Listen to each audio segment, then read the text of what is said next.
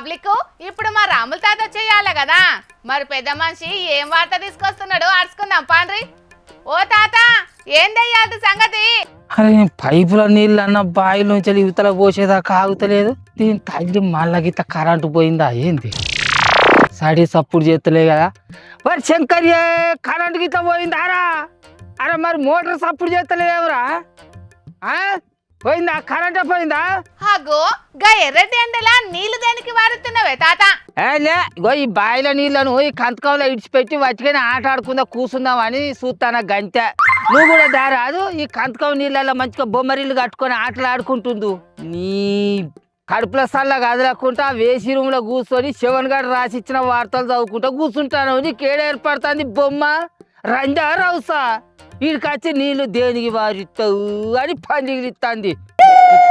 అయ్యో గీ ఎర్రటి ఎండలా నీళ్లు దేనికి వారుతున్న ముసలోడా అని అడిగినందుకే మాలేమో కొంచెం పడుతుంది. ముసలోడా దేనికో చెప్తే చెప్పు, లేకుంటూ ఊకోరాదు. అరే ఎర్రటి ఎండలు అని అంటే ఎండాకాలమే కావచ్చు, కానీ ఇప్పుడు పంట వేసిన కాలం కాదా? ఇక శనగ చేను వేసి ఇప్పటికి వారం 10 దినాలు అవుతుంది. ఇప్పటి వరకు నీళ్ళ సుక్క కూడా కట్టకపోతుంది. ఇక పంట చేతికి ఏమవుతుంది చెప్పు? ఎందుకే మన బాయిల నీళ్లు మంచిగానే వెళ్తే కాదే, నువ్వు దాన్ని పారుతలేవా ఎట్లా? ఓరిత్తా ఈ ప్రజాప్రభుత్వంలో ఇత్తనన్న 24 గంటల కరెంటు గిదేనా? అర్ధ గంట సేపు కరెంటు ఉంటే గంట సేపటే పీకుతాంది. నాక ఓట్లకు ముంగట 24 గంటల కరెంట్ ఇస్తాం 24 గంటల కరెంట్ ఇస్తాం అని ఉపన్యాసాలు దంచుకొచ్చిర్రు. గద్దె మీద కూర్చున్నాక 12 గంటల కరెంట్ ఇచ్చేదానికే ఇంతగానం దిలుపుతాండ్రు. ఇంకా మరి 3 ఏళ్ళ పొద్దు ఎట్లా గడవాలి ఏం కథ? ఇది ఏంది ప్రజాప్రభుత్వం కరెంటు? అరే వ్యవసాయానికి 24 గంటలు కరెంట్ ఇస్తామని చెప్పిండు కాదే రేవంత్ సర్కారు. అన్నట్టు ఇప్పుడు 24 గంటల కరెంటు వస్తలేదా ఎట్లా? 24 గంటల కరెంట్ ఇచ్చినాక మరి నేను బల్పచ్చి మాట్లాడతానా, లేకుంటే మోటార్లు బంద్ చేసుకొని మేము వాటికనే చేనుల చిలకల కాడ కూర్చుంటాను. అదే పొద్దుగాల 6:30 గంటలకు వస్తే మాపటాలకు 5:30 గంటలకే పీకుతాంది. ఆ కరెంటు ఉన్నంతసేపు అయినా ఉన్న నీళ్ళని చేనుకు చిలకకు వారించుకుందాం అనుకుంటే 11 గంటల కరెంటుకు 10-20 సార్లు వచ్చుడు పోవుడు మోటార్ బంద్ చేసుడు ఇదే కథ. కాబట్టి ఇక చిలకలు చేనులు ఏం పారుతాయి? ఇక మేము ఏం వ్యవసాయం చేస్తాం చెప్పు? అరే సర్కారులు అయినా కరెంటు అయినా ఏం చేస్తారే, ఎండాకాలం చేయబట్టి కరెంటు వాడకం ఎక్కువ ఉంటది కాబట్టి ట్రాన్స్ఫార్మర్లు తట్టుకోలేక ట్రిప్ అయిపోతున్నదట. అందుకే కరెంటు తాపకు వస్తాంది పోతాంది అన్నట్టు. అయ్యో ఎండాకాలంలో కరెంటు వాడకం ఎక్కువ ఉంటుందన్న సంగతి మాకు కూడా ఎరికే. ఈ ఎర్రటి ఎండలకు ఈ కరెంటు వాడకానికి ట్రాన్స్ఫార్మర్లు ఎక్కువ ఏడెక్కి ఎగిరిపోతాయన్న ముచ్చట కూడా మాకు ఎరికే బొమ్మ. కానీ ఆ ఇచ్చే కరెంటు ఇంతంత ఇంకెక్కువ. కానీ రాత్రిపూట కూడా ఇచ్చేది ఉంటే మేము చల్లపూట మాకు ఈలైనప్పుడల్లా వచ్చి ఆ బాయిల నీళ్ళని పొలానికి వారికిచ్చుకునేటోళ్ళం కదా.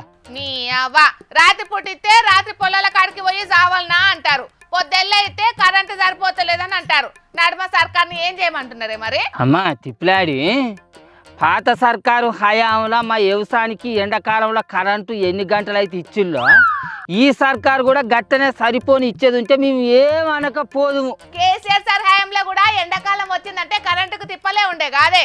అప్పుడు కూడా ఎండాకాలంలో 24 గంటలు కరెంట్ ఇయ్యలేదు కదా. 24 గంటల కరెంట్ ఇయ్యలేదు, కానీ కేసీఆర్ సారు పాలనలో ఎండాకాలంలో వ్యవసాయానికి ఇచ్చిన కరెంట్ అయినా కూడా సక్రమంగా ఇచ్చేది. ఇక తాపకు వచ్చుడు పీకుడు కాలేదు. రాత్రి 12 గంటలకు కరెంట్ ఇస్తే మళ్ళా మాపటాలకు 6 గంటల వరకు వ్యవసాయానికి 3 పీసుల కరెంటును పీకేసేది. అట్లా 18 గంటల కరెంటును కేసీఆర్ సారు ఎండాకాలంలో ఇచ్చిండు వ్యవసాయానికి. ఇక రైతులకు ఎవరికి ఈలైనప్పుడు వాళ్ళు పోయి వాళ్ళ పొలాలకు నీళ్లు వారించుకునేది. ఎటువంటి తక్లీఫులు లేకుండా ఉండేది. ఇప్పుడు కూడా గట్లనే ఏమంతాను. కానీ ఇప్పుడు రేవంత్ సర్కారు వ్యవసాయానికి ఇచ్చే కరెంటు పొద్దుగాల 6:30 గంటల నుంచి మాపటాలకు 5:30 గంటల దాకా, అంటే 11 గంటలు ఇస్తున్నదట కదా. వ్యవసాయానికి అట్లా 11 గంటల కరెంటే ఇచ్చేటాలకు వచ్చర కరెంటు పర్ర అని రైతులు అందరు ఆకం ఒకటే పరచి మోటార్లు వచ్చేటాలకు దెబ్బకే ట్రాన్స్ఫారాలు పేలిపోతానే అంచనా. ఇటు ఎండల వేడి అటు మోటార్లో లోడు ఏం తట్టుకుంటాయి చెప్పు మోటార్లు? అందుకే 18 గంటలు 20 గంటలు కరెంట్ ఇస్తే మాపటాలకు కట్టుకుంటారు పొద్దెలా కట్టుకుంటారు ఎవరు ఈరైనప్పుడు వాళ్ళు కట్టుకుంటారు. నువ్వన్నట్టు కరెంటును ఎక్కువ టైం ఇస్తే రైతులందరూ ఒకటే పారి పోయి మోటార్ ఆన్ చేయకుండా వాళ్ళకు వీలైనప్పుడల్లా పోయి నీళ్లు వారించుకునేటోళ్ళు. అప్పుడు సబ్ స్టేషన్ల మీద గానీ ట్రాన్స్ఫార్మర్ల మీద గానీ లోడ్ పడకుండా ఉండు కావచ్చు. పొద్దుగాల 6:30 గంటలకు కూడు కుమ్ము తినకుండా వచ్చిన మనిషిని ఇంతవరకు కాలువ వారింది లేదా, నా పని అయిపోయింది లేదా. తాపకు కరెంటు పోడు నేను పోయి వేసుడు,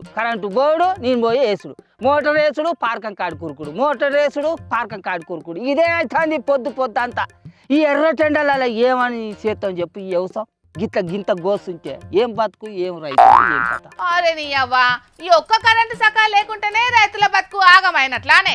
ఈ సర్కారు ఏలు వల్ల మా రైతులు ఏం సుఖంగా ఉన్నారు. 15,000 రూపాయల రైతు భరోసా అనే 12,000 రూపాయలే చేతిలో పెట్టబట్టే. సరే అది పక్కకు పెట్టు. ఆ ఏసేదైనా ఏళ్ళకెత్తండా అంటే అది లేదా. చేతనన్న రుణమాఫీ చక్కగా చేసిందే లేదా. యూరియా బత్తాల కాడ తిప్పలేనాయ, విత్తనాల కాడ గోసేనాయ, పండిన పంటలను అమ్ముకుందామన్నా ఆగవేనాయ.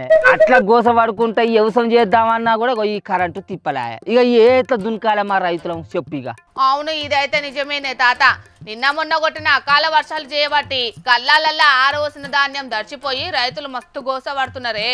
ఏంద్రా కరెంట్ వచ్చినది అమ్మ కొడుకో, ఉన్నంతసేపు అయినా 4 సుక్కలైన భార్య శనకకు.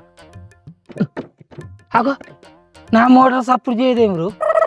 ఇతని యొక్క పుల్ల పెట్టి నడిపినందుకు మోటార్ గిట్ట కాలిందా ఏంది మరి? బావిలోకి దిగేవారు చూడాలి ఏం కథ. నాకు దిగరాదే పాడై. ఓ పిల్ల, ఇక నీ కడవ వార్తలు చదువుకో. నేను ఇంటికి పోయి ఆ గలీజ్గా నన్ను తీసుకొచ్చి బావిలోకి దింపాలి.